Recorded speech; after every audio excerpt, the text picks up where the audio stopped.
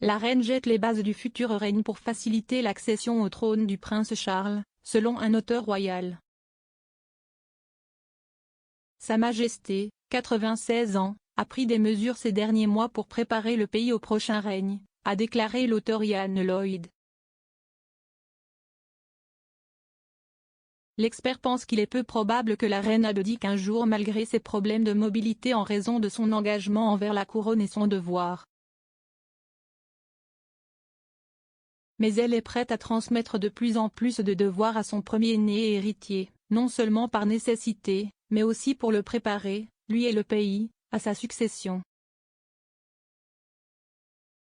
L'auteur de The Queen, 70 Chapters in the Life of Elizabeth II a déclaré à Express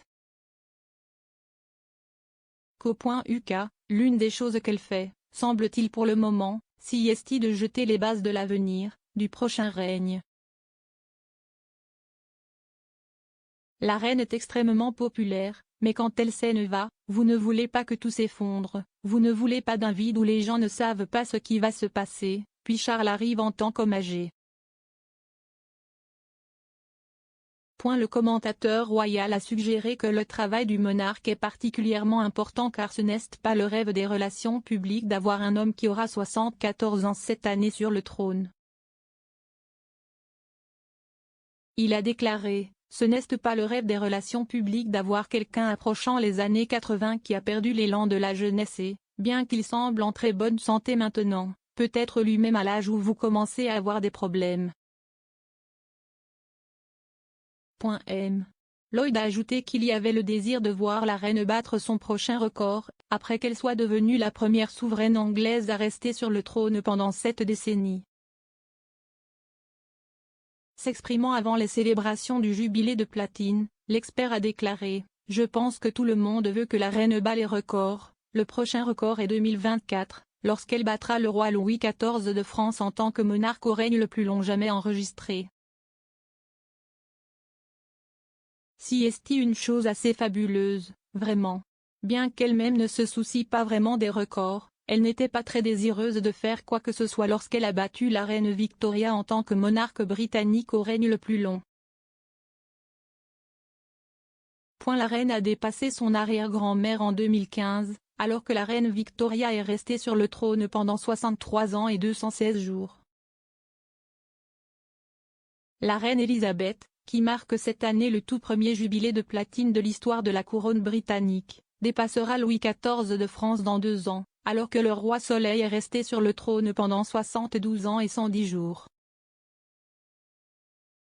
Après avoir été couronnée monarque au règne le plus long au monde, la reine pourrait envisager 2 autres événements marquants, son 100e anniversaire et sa 75e année sur le trône. La reine a commencé à déléguer des tâches à ses parents les plus proches et à prendre des décisions qui affecteraient le règne de son héritier il y a quelques années. En 2015, elle a voyagé à l'étranger pour la dernière fois, lorsqu'elle s'est rendue à Malte pour assister à la réunion des chefs de gouvernement du Commonwealth. D'autres membres du cabinet l'ont depuis représenté à l'étranger par des voyages et des tournées. En 2017, le prince Charles a déposé pour la première fois une couronne de coquelicots rouges au nom de sa mère lors du service national du souvenir au cénotaphe, tandis que la reine regardait depuis le balcon du ministère des Affaires étrangères et du Commonwealth. En 2018, il a été annoncé que le prince de Galles succéderait à sa mère à la tête du Commonwealth. Au cours des derniers mois, le passage des fonctions de mère à fils est devenu plus visible en raison des problèmes de mobilité de l'épisode de la reine, qui l'ont empêché d'assister à un certain nombre d'engagements clés.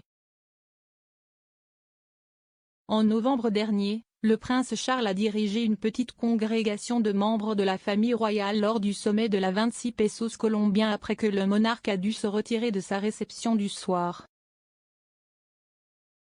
En mars, il l'a représenté au service du Commonwealth Day à l'abbaye de Westminster. Et en mai, il a lu pour la première fois le discours de la reine lors de l'ouverture officielle du Parlement.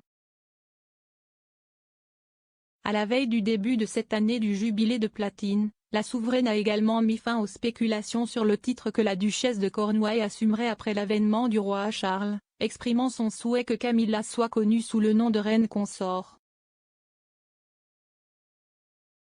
Le dernier jour du jubilé de platine, la reine est sortie sur le balcon du palais de Buckingham entourée uniquement de ses 3 héritiers, le prince Charles, le prince William et le prince George, ainsi que Camilla, la duchesse de Cambridge, la princesse Charlotte et le prince Louis pour montrer au monde l'avenir de la firme.